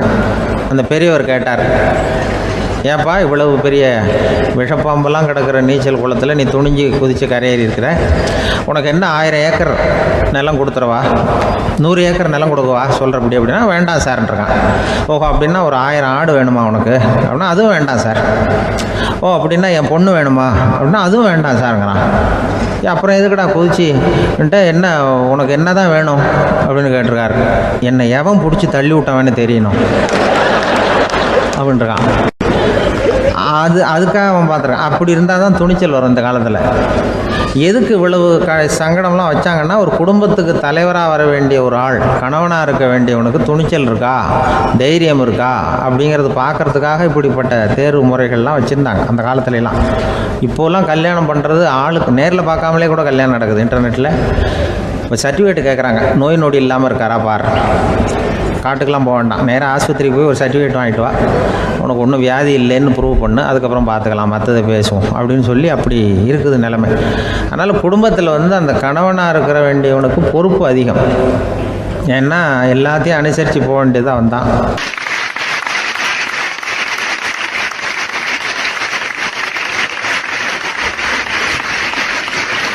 ஒரு ஆள் இருந்தார்.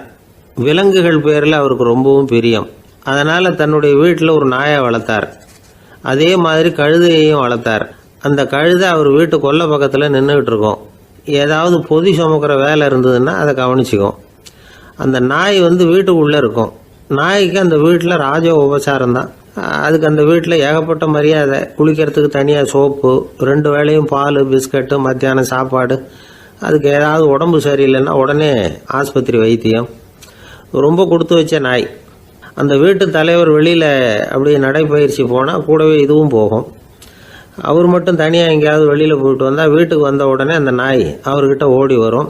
அப்படியே எழும்பி முன்னங்கால் 2ஐயும் அவர் தோள் மேலே போட்டுக்கும். அவர் சிரிச்சுக்கிட்டே தலையில் செல்லமாக தட்டுவார். அவர் ஈஸி சேரில் சாஞ்சிக்கிட்டு டிவி பார்ப்பார், பேப்பர் படிப்பார். அப்போலாம் அந்த நாய் அவருடைய காலடியில் படுத்துக்கும். அப்போ கூட அவர் தலையை செல்லமாக தடவி கொடுப்பார். அந்த நாய் படுக்கிறதுக்குன்னே ஒரு மெத்தை, சில சமயம் அது அங்கே இருக்கிற மேஜை நாற்காலி மேலே கூட ஏறி விளையாடும், சோஃபாவில் ஏறி உட்காந்துக்கும். இவ்வளவு செல்வாக்காக வளர்ந்தது அந்த நாய். இதையெல்லாம் அந்த கழுதை பார்த்துக்கிட்டே இருக்குது கொல்லை பக்கத்தில் இருந்து. பார்த்துட்டு அது யோசிக்க ஆரம்பிச்சுதான், என்ன இது, இந்த வீட்டில் நாம தான் கழுதையாக உழைக்கிறோம், பொதி சுமக்கிறோம், நமக்கு ஒரு நல்ல சாப்பாடு கிடையாது, படுக்கை கிடையாது, ஒரு நாளாவது நம்ம தலையையோ முதுகையோ தடவி கொடுத்தது கிடையாது. ஆனால் அந்த நாய் இந்த வீட்டுக்காக ஒரு துரும்ப கூட அசைச்சதில்லை.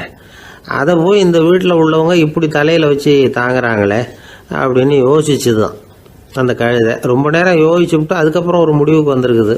சரி, இனிமேல் நாமளும் அந்த நாய் மாதிரியே நடந்து பார்ப்போம், அது மாதிரியே பிஹேவ் பண்ணுவோம், அப்போவாவது நமக்கும் அந்த மரியாதை கிடைக்குதா பார்க்கலாம் அப்படின்னு ஒரு திட்டம் போட்டுது மனசுக்குள்ள. உடனே அந்த திட்டத்தை செயல்படுத்தவும் ஆரம்பிச்சுது. அதாவது அந்த வீட்டில் அந்த நாய் என்னென்ன செய்யுதோ அதையெல்லாம் இதுவும் செய்ய ஆரம்பிச்சுட்டுது. அந்த வீட்டு எஜமான் எங்கேயோ வெளியில் சுற்றி விட்டு ரொம்ப அசந்து போய் வீட்டுக்கு திரும்பி வந்துக்கிட்டு இருந்தான். உடனே இந்த கழுதை என்ன பண்ணுச்சு தெரியுமா, அவங்ககிட்ட ஓடி போச்சு. ஓடி போய் அந்த நாய் என்ன பண்ணுமோ அது மாதிரியே பண்ணிச்சு. அதாவது அந்த ஆள் தோல் மேலே தன்னுடைய முன்னங்கால் ரெண்டையும் தூக்கி போட்டுவிடுது. அந்த ஆள் பயந்து போயிட்டான். அவனுக்கு ஒன்றும் புரியல, இது ஏன் இப்படி பண்ணுதுன்னு கொஞ்சம் ஒதுங்கி நின்னான். இது அவனை சுற்றி சுற்றி வருது, நாய் மாதிரி வாழை ஆட்டிக்கிட்டே சுற்றி சுற்றி வருது கழுதை. அவன் கிடுகிடுன்னு வீட்டுக்குள்ளே ஓடினான், இதுவும் பின்னாடியே ஓடிச்சு. அங்கே போய் நாய் மாதிரியே மேஜை நாற்காலி மேலே ஏறி குதித்து விளையாட ஆரம்பிச்சுட்டுது. சோஃபாவில் ஏறி உட்காருது, மேஜையில் இருந்த சாமான்லாம் கீழே விழுந்து உடையுது. கழுதை மேஜை மேலே ஏறி குதிச்சா என்னத்துக்கு ஆகும்? அந்த ஆள் பார்த்தான், சரி இந்த கழுதைக்கு என்னமோ ஆயிட்டுது அப்படின்னு முடிவு பண்ணான். ஒரு நல்ல கயிறாக பார்த்து கொண்டான்னா அது கால்லையும் கழுத்துலையும் கட்டினான். தரன்னு இழுத்துட்டு போனான். அடித்து கொல்லை பக்கத்தில் கட்டி போட்டுட்டான். அண்ணன் ஆகாரம் எதுவுமே கொடுக்கல, பட்டினி போட்டுட்டான். இப்போ அந்த கழுதை யோசனை பண்ணி பார்க்குதான், என்ன இது, நம்ம எஜமானுக்கு இன்னைக்கு என்ன ஆயிட்டுது இப்படி? அந்த நாய் பழகிறது மாதிரி தானே நாமளும் பழகணும். ஆனால் இந்த மனுஷன் நாயை அடிக்கலை, ஆனால் நம்மளை அடிக்கிறான். இப்படி கொண்டாந்து கட்டி போட்டானே, என்ன காரணமாக இருக்கும் அப்படின்னு யோசனை பண்ண ஆரம்பிச்சுட்டு தான் அந்த கழுதை. எதுக்கு இந்த கதைன்னா, இது மாதிரியே நாம கூட சில சமயம் யோசிக்கிறது உண்டாம். இயல்புலேருந்து மாறி நடக்க ஆரம்பிச்சிட்டோம்னா பல சமயங்களில் இப்படி யோசிக்கிறது மாதிரி தான் ஆகிடும். அதனால தான் ஒரு மனுஷன் எப்படி நடந்துக்கணுமோ அப்படி நடந்துக்கிட்டாதான் நமக்கு மரியாதை. வெறி நாய் கடிச்சுட்டா மனுஷன் அது மாதிரியே ஆகிடுறான் பார்த்தீங்களா, அவனோட இயல்பு மாறி போடுது. ஒருத்தனை பார்த்து இன்னொருத்தன் கேட்டானா, வெறி நாய் ஒன்று உன்னை கடிச்சுட்டா நீ என்ன பண்ணுவே அப்படின்னு கேட்டிருக்கான். நான் உடனே பேப்பரும் பேனாவும் கேட்பேன் நானா இவன். ஏன் உயில் எழுதுறதுக்கான்னு கேட்டிருக்கான் அவன். இல்லை, நான் யாரையெல்லாம் கடிக்கணும்னு ஒரு லிஸ்ட் தயார் பண்ணணும்ல, அதுக்காக அப்படின்னு நானும்.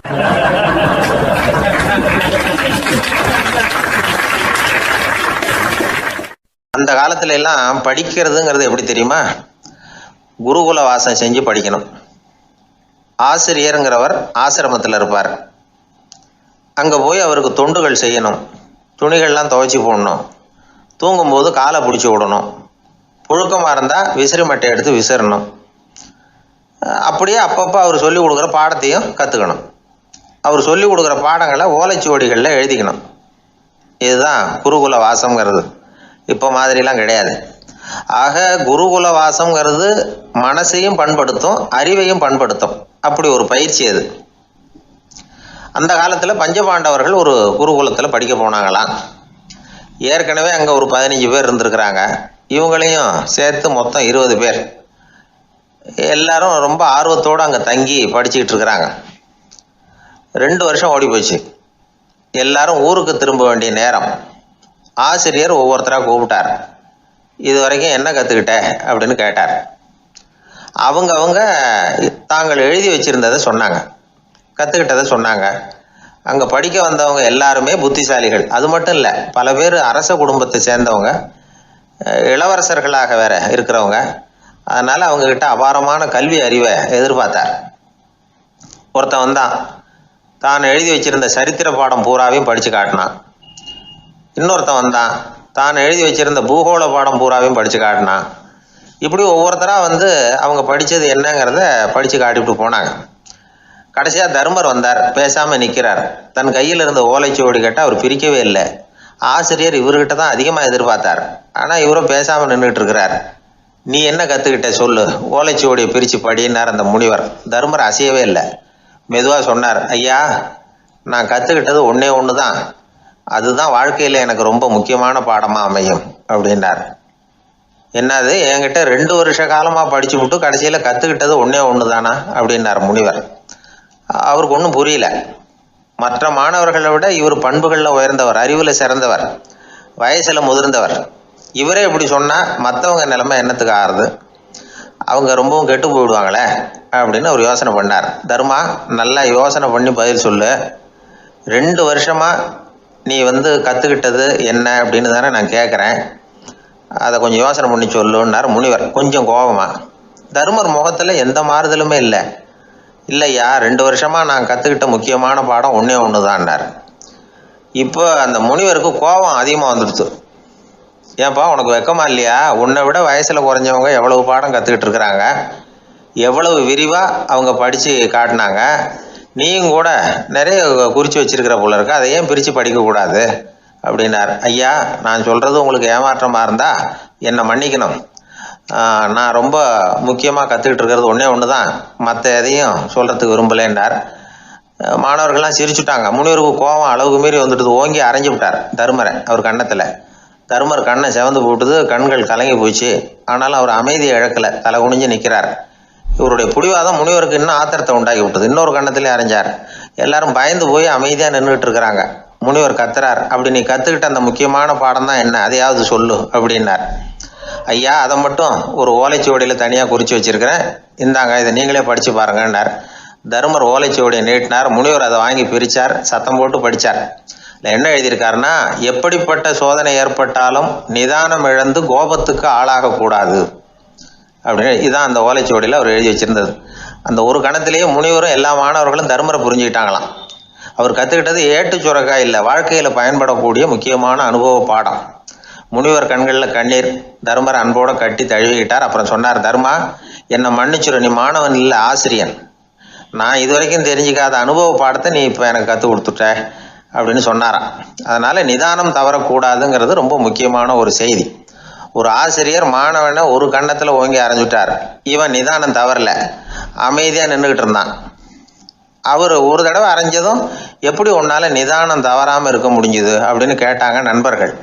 அவன் சொன்னான், நான் நிதானம் தவறி இருந்தா எங்கள் வாத்தியார் இன்னொரு கன்னத்துலேயும் அரைஞ்சிருப்பார், அது அதை விட பலமாக இருக்கும், அதனால தான் நான் அப்படி இருந்தேன் அப்படின்னு நானா. ஆக நாம் தெரிந்து கொள்ள வேண்டியது, வாழ்க்கையில் நிதானம் தவறாமல் இருக்க வேண்டும். அதுதான் வெற்றியின் ரகசியம்.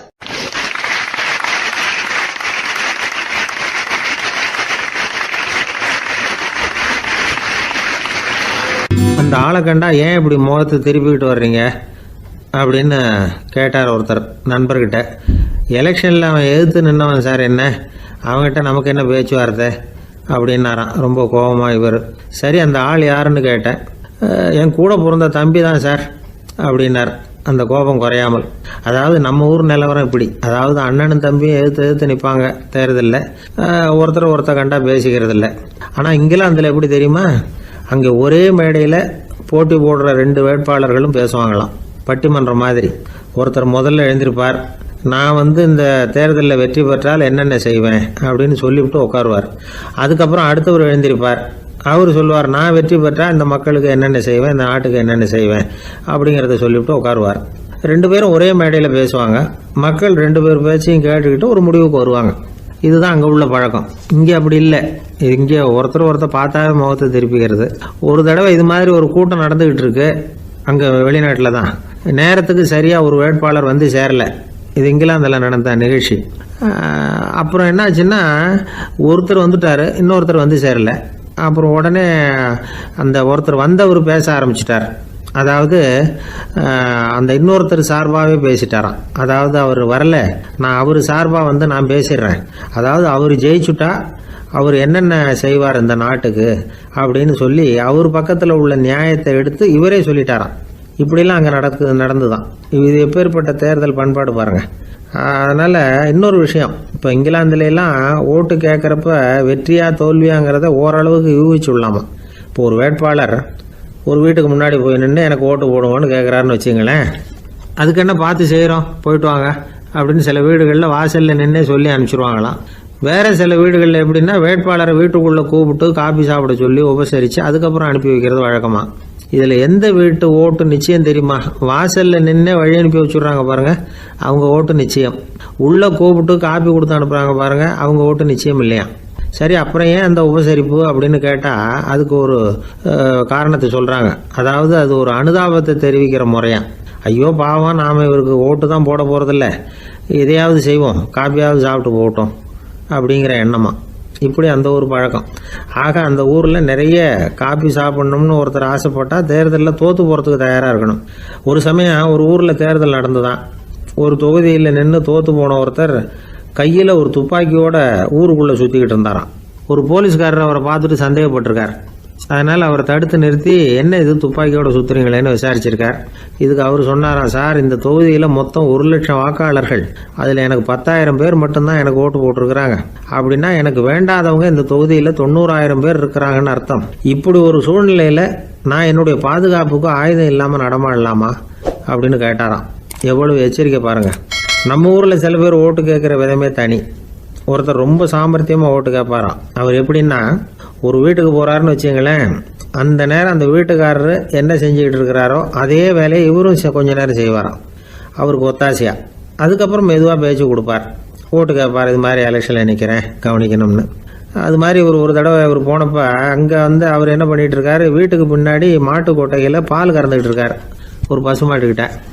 அந்த வீட்டில் இவர் ஓட்டு கேட்க போனவர் இவர் ஓடி போய் இன்னொரு சொம்பை எடுத்துக்கிட்டு அதே மாட்டுக்கு இன்னொரு பக்கம் போய் உட்காந்துக்கிட்டு இவரும் பால் கறக்க ஆரம்பிச்சிட்டார். எதிர உட்காந்துட்டு இருக்காரு இவர் இந்த பக்கம் உட்காந்துருக்கார். கீழே கொஞ்சம் குனிஞ்சு பார்த்தா ஒருத்தர் முகத்தை ஒருத்தர் பார்க்கலாம். கொஞ்ச நேரம் ஆனதுக்கப்புறம் இவர் மெதுவாக அவர்கிட்ட பேச்சு கொடுத்தாராம். இது மாதிரி நான் எலெக்ஷனில் நிற்கிறேன், நீங்கள் ஓட்டு போடணும், அதுக்காக தான் வந்தேன்னாராம். அது முடியாதுங்களேன்னாராம் அவர். ஏன்னு கேட்டிருக்கார். நான் இந்த வீட்டுக்காரன் இல்லை, நானும் உன்ன மாதிரி ஓட்டு கேட்க வந்தவன் தான் அப்படின்னாராம் அவர்.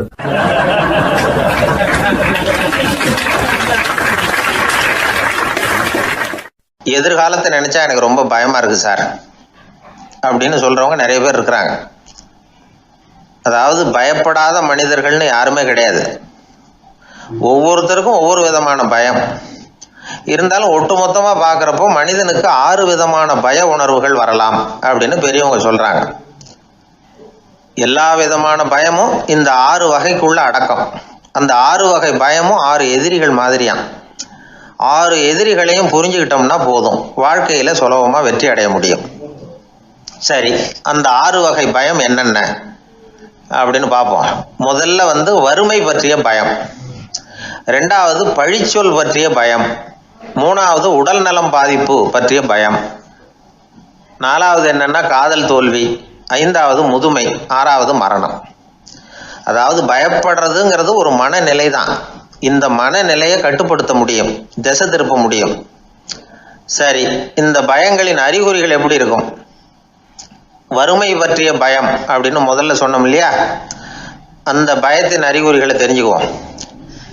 எதுலேயும் அக்கறை இல்லாமல் இருக்கிறது, ஒரு குறிக்கோள் இல்லாமல் இருக்கிறது, வறுமையை சகிச்சுக்கிறது, வாழ்க்கையில் கிடைக்கிறது எதுவாக இருந்தாலும் ஆட்சேபனை இல்லாமல் ஏற்றுக்கிறது, மனசாலும் உடம்பாலும் சோர்ந்து போயிருக்கிறது, ஆர்வம், முனைப்பு, கற்பனை திறன் எதுவுமே இல்லாமல் இருக்கிறது.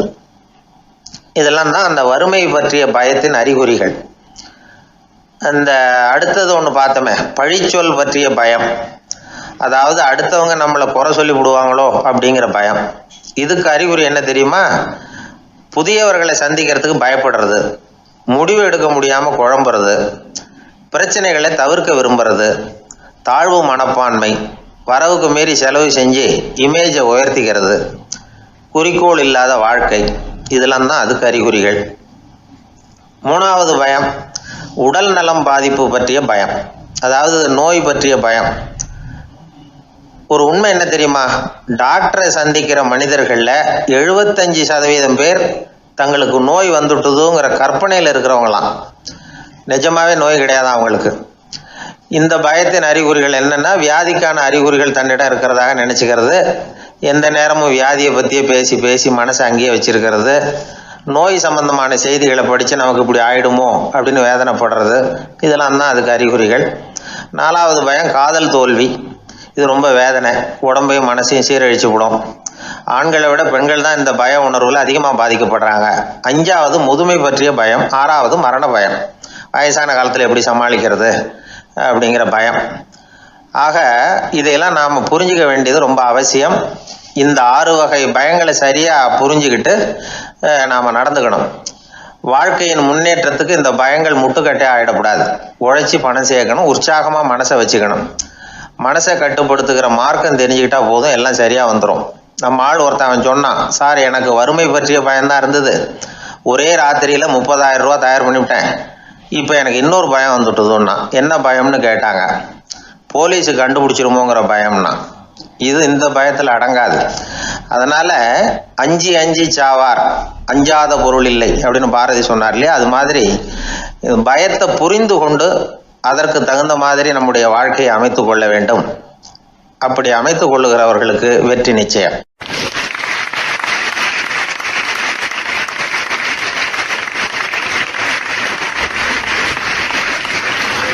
ஆயிரத்தி 1816 வருஷம் செப்டம்பர் மாதம் 11ஆம் தேதி பிரான்ஸ் தேசத்தில் உள்ள ஒரு மருத்துவமனை.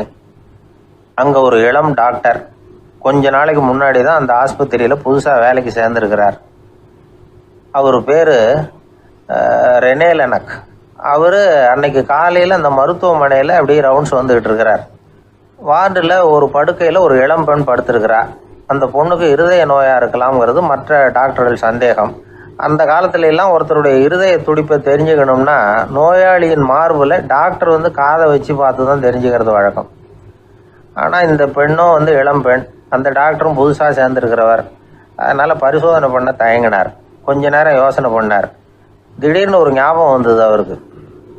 அதாவது அன்னைக்கு விடியற் காலையில் தோட்டத்தில் அப்படியே வாக்கிங் போயிட்டு இருந்தப்போ சின்ன பசங்கள்லாம் ஒரு மரக்கட்டை வச்சு விளையாடிக்கிட்டு இருந்தாங்களாம். அதை இவர் பார்த்துருக்கிறார். அது என்ன விளையாட்டுனா, ஒரு நீளமான மரப்பலகை, அதில் ஒரு முனையில் ஒரு பையன் தன்னுடைய காதை வச்சுக்கிட்டு இருக்கிறான், மறுமுனையில் இன்னொரு பையன் அந்த மரப்பலகையை ஒரு ஆணியால் கீறிக்கிட்டு இருக்கிறான். ஒரு முனையில் ஆணியால் கீறும் பொழுது மறுமுனையில் காதை வச்சிருக்கிற பையனுக்கு அந்த சத்தம் துல்லியமாக கேட்குது.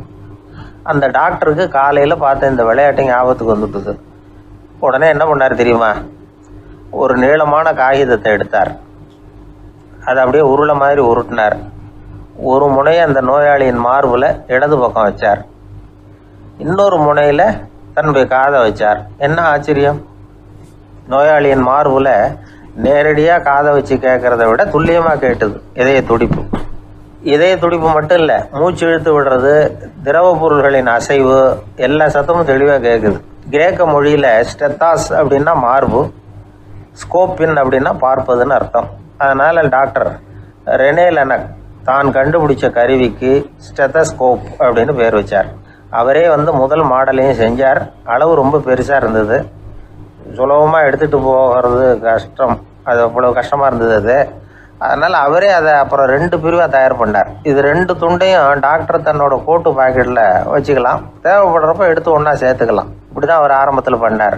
தன்னுடைய இந்த கண்டுபிடிப்பை பற்றி அவர் ஒரு புத்தகம் எழுதினார். நிறைய விற்றுது, புகழும் பணமும் சேர்ந்தது.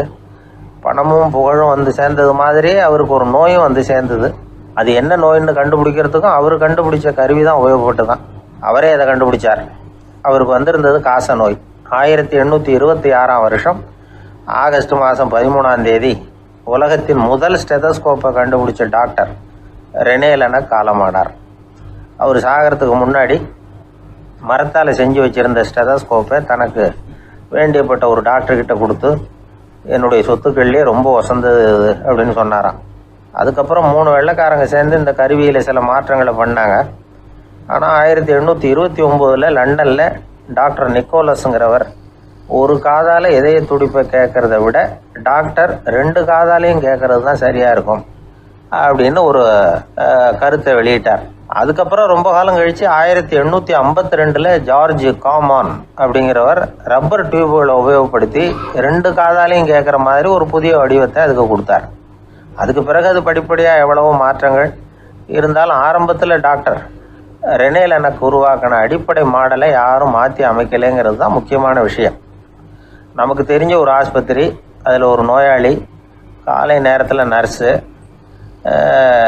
அந்த பக்கமாக போயிட்டு இருந்தாங்க. அதை பார்த்துட்டு ஒரு நர்ஸுன்னு கத்துறாரு.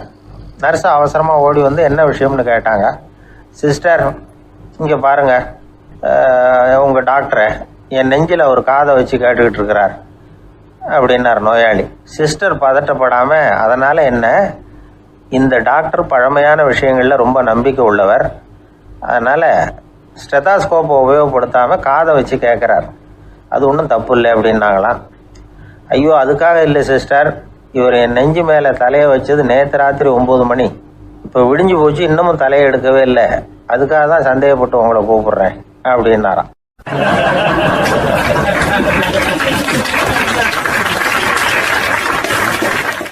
ஏங்க எங்கே போயிட்டு வரீங்க அப்படின்னு கேட்டேன். எனக்கு வேண்டப்பட்ட ஒருத்தரை பார்த்து. ஆஸ்பத்திரிக்குன்னார். எந்த ஆஸ்பத்திரிக்குன்னே? மாட்டு ஆஸ்பத்திரிக்குன்னார். என்ன விஷயம்னே? மாமனாருக்கு உடம்பு சரியில்லை, அதுதான் மாட்டு ஆஸ்பத்திரிக்கு போயிட்டு வரேன்னார். அட பாவி, அதுக்கு அந்த ஆஸ்பத்திரிக்காக போவாங்க அப்படின்னு ஆச்சரியமா. அட அது இல்லைப்பா, முதல்ல எங்கள் குடும்ப டாக்டர் தான் தேடிக்கிட்டு போனேன். அவர் அந்த நேரத்தில் அவர் வளர்க்குற நாய்க்குட்டிக்கு உடம்பு சரியில்லைன்னு சொல்லி அதை தூக்கிக்கிட்டு மாட்டு ஆஸ்பத்திரிக்கு போயிட்டாராம் சொன்னாங்க. அதனால் அங்கே போய் அவரை சந்தித்து விஷயத்தை சொல்லிவிட்டு வர்றேன்னார். அப்புறம் தான் எனக்கு கொஞ்சம் நிம்மதியாக இருந்தது. பொதுவாக நமக்கு தெரிஞ்ச வரையில் டாக்டர்கள் 2 வகை. நமக்கு வைத்தியம் பண்ணுற டாக்டர்கள் ஒரு வகை, நம்மக்கிட்ட இருக்கிற ஆடு மாடு கோழிக்கு வைத்தியம் பண்ணுற டாக்டர்கள் ஒரு வகை. இப்போ தான் எனக்கு தெரியும் இன்னொரு வகையான டாக்டர்களும் உண்டுங்கிறது. அது யாருன்னா பூச்சிகளுக்கு வைத்தியம் பண்ணுற டாக்டர்கள், அதாவது பூச்சி டாக்டர்கள். வெளிநாடுகளில் அப்படிலாம் கூட சில பேர் இருக்கிறாங்க. பிரிட்டனில் யார்க்ஷயர் வட்டாரத்தில் ராதர்ஹாம் அப்படின்னு ஒரு ஊர், அங்கே ஒரு விலங்கியல் மருத்துவர் பேர் டாக்டர் லான்ஸ் ஜெப்சன். அவர் ஆஸ்பத்திரி வாசலில் பார்த்தீங்கன்னா தினமும் நிறைய பேர் நின்றுக்கிட்டு இருப்பாங்க. கையில் கண்ணாடி குடுவை, தகர டப்பா இப்படி ஏதாவது இருக்கும், அதுக்குள்ளே ஏதாவது பூச்சிகள் இருக்கும். அதுக்கு வைத்தியம் பண்ணுறதுக்காக வந்தவங்க தான் அவங்க எல்லாம். சிலந்தி பூச்சி, பல்லி, தேளு, பாம்பு அப்படி ஏதாவது இருக்கும். பொழுதுபோக்காக சில பேர் நாய், பூனை, கிளி, மைனா, புறா இப்படி ஏதாவது வளர்க்குறாங்கல்ல, அது மாதிரி இப்போல்லாம் தேளு, பல்லி, பாம்பு, பூச்சி இதையெல்லாம் வளர்க்க ஆரம்பிச்சிட்டாங்களாம். இது ஒரு புது ஃபேஷன். இப்போ கூண்டுக்குள்ளே டப்பாக்குள்ளே போட்டு வளர்க்குறது, அதுக்கு ஏதாவது நோய் வந்துட்டுதுன்னா வைத்தியம் பண்ணுறதுக்கு டாக்டர்கிட்ட வந்துட வேண்டியது, இப்படி இந்த பழக்கம்லாம் நிறையா வந்துட்டுது. ரத்தம் உறிஞ்சிற அட்டைகள் கூட இவங்ககிட்ட வைத்தியத்துக்கு வருதான். சிலந்திகளில் செங்கால் சிலந்தின்னு ஒரு வகை. மத்திய அமெரிக்க காடுகளில் இது அதிகம். சிலந்திகள்லேயே ரொம்ப விலை உசந்தது இந்த ரகம்தான். கால்களில் சிவப்பு கோடுகள் இருக்கும். இந்த இனம் இப்போ குறைஞ்சிக்கிட்டே வர்றதுனால சர்வதேச விதிகளின்படி இவற்றின் ஏற்றுமதி இறக்குமதிக்கு தடை விதிக்கப்பட்டிருக்குது. அதனால் இதை வளர்க்குறவங்க வீட்டுக்குள்ளேயே இனவிருத்தி மூலமாக பெருக்கி விற்பனை பண்ணிட்டு வராங்களாம். அந்த வகை சிலந்திகள் தான் இப்போ வைத்தியத்துக்கு அதிகமாக வருதான். சரி, இதுக்கெல்லாம் எப்படி வைத்தியம் பண்ணுறாங்க? முதல்ல அதை குளிர்பதன பெட்டியின் வழுவழுப்பான சுவரில் விட்ட உடனே அதெல்லாம் மெதுவாக இறங்கி வரும். அப்போ அதன் நோயை கண்டுபிடிக்கிறது சுலபம். அப்புறம் அதுக்கு கிருமிகளை கொல்லக்கூடிய மருந்துகளையோ வலி நிவாரண மருந்துகளையோ கொடுப்பாங்க. கால் உடைஞ்ச சிலந்திகளுக்கு பசையை கொண்டு ஆப்ரேஷன் பண்ணுவாங்க. சில சிலந்திகளுக்கு உடைஞ்ச காலை எடுத்துட்டா புதிய கால் வளர்ந்துடும். சிலந்திகளை மனிதர்கள் கையில் எடுக்கிறப்போ அது பயந்து போய் கீழே குதிக்குது, அதனால் கால் உடஞ்சி விடுது, இல்லைன்னா வயிறு சேதமடையுது. அந்த நிலைமையில் வர்ற சிலந்திகளுக்கு மயக்க மருந்து கொடுத்து ஆப்ரேஷன்லாம் கூட பண்ணுறாங்களாம். பார்த்தீங்களா பூச்சிகளுக்கு வந்த வாழ்வே. நம்ம ஊர்லேயும் வீடுகளில் பூச்சிகள் வளர்க்குறது உண்டு. ஒருத்தர் வந்தார், எனக்கு 3000 கரப்பாம்பூச்சி அவசரமாக தேவைப்படுது, எங்கே கிடைக்கும்னு கேட்டார். கரப்பாம்பூச்சியா, அது என்னத்துக்குன்னு கேட்டோம். அது வேற ஒன்றும் இல்லை, நான் குடியிருக்கிற வாடகை வீட்டை காலி பண்ண போகிறேன். வீட்டு சொந்தக்காரர் என்ன சொல்கிறாருன்னா, இந்த வீட்டுக்கு நான் குடி வந்தப்போ எப்படி இருந்ததோ அதே நிலைமையில் விட்டுட்டு போகணும்னு வீட்டுக்காரர் சொல்லியிருக்கிறார், அதனால தான் கேட்டேன் அப்படின்னார்.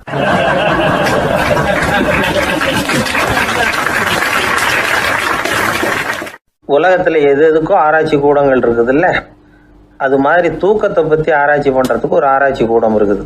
அப்படி ஆராய்ச்சி பண்ணணும்னா அதுக்கு மூழ்கிக்கிட்டு இருக்கணும்ல. அதனால தான் அந்த ஆராய்ச்சி கூடம் இங்கே இல்லை. அமெரிக்காவில் பாஸ்டன் பல்கலைக்கழக மருத்துவமனையில் அது இருக்குது. அங்கே தூக்கத்தை பற்றி பலவிதமான ஆராய்ச்சிகள் பண்ணிகிட்டு இருக்கிறாங்க. அந்த ஆராய்ச்சி கூடத்தில் இயக்குனராக இருக்கிற ஒரு நிபுணர், அவர் என்ன சொல்கிறாரு தெரியுமா?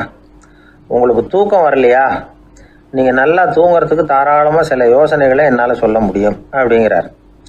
யோசனை தானே, காசா பணமாக கேட்டு வச்சுக்கலாமே. உணவு, மனநிலை, தூங்கும் இடத்தோட சூழ்நிலை, படுக்கைக்கு செல்கிறப்போ உள்ள பழக்க வழக்கங்கள், இது காரணமாக ஒருத்தருக்கு தூக்கம் வராமல் போகலாம். தூக்கம் வராததுக்கு இதுதான் காரணம்னா அதையெல்லாம் சுலபமாக கட்டுப்படுத்தலாங்கிறார் அவர்.